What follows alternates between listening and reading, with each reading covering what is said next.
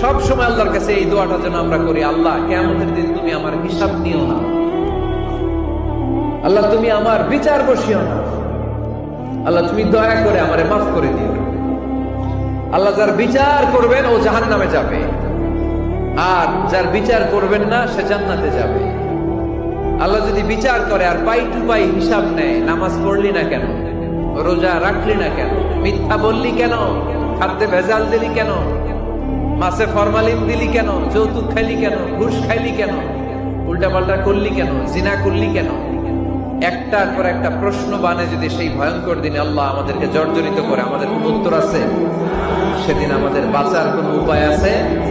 তাই আমরা সবাই আল্লাহর কাছে দোয়া করবো, আল্লাহ কোনো বিচার টিচার মানি না, কোনো বিচার করতে পারবো না, দয়া করবা। কথা কয় না? কি করবে? এবার আওয়াজ করে বলেন, বিচার চান না দয়া চান?